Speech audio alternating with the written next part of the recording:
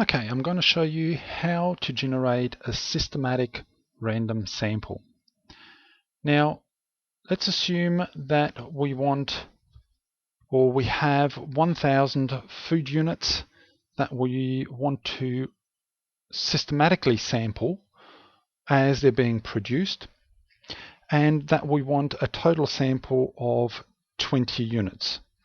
So we've got the production of 1,000.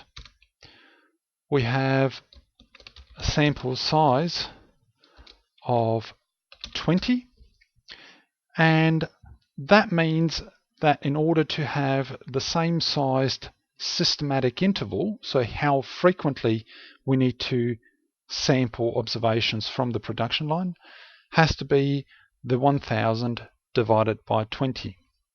So I like using Excel, so 1,000 divided by 20, we know that's 50, and that means that we need to sample every 50th unit.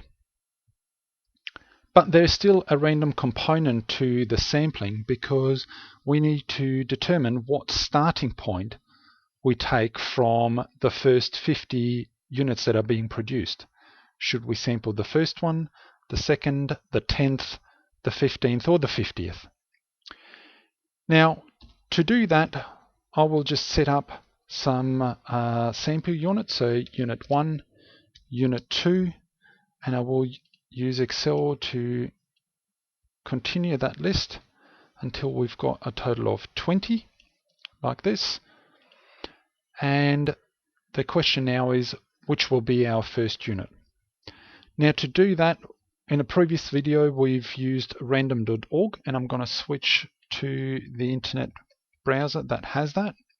So random.org here, again, if we come down, one of the first three will probably do, but let's go to the integer generator.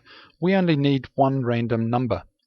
So let's say one random integer, and it should be between the value 1 and, in our case, the value 50, because it's every 50th unit that we want to sample, and we just need a random starting point in that first lot of 50.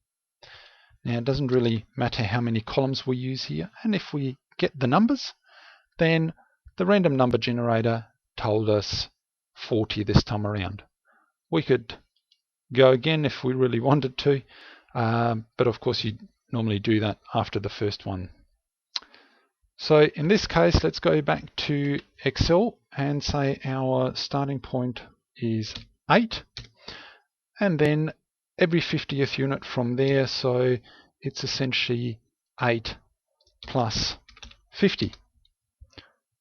And if we fill that down to the other cells, then we now have a list of units that we should be sampling from the production line.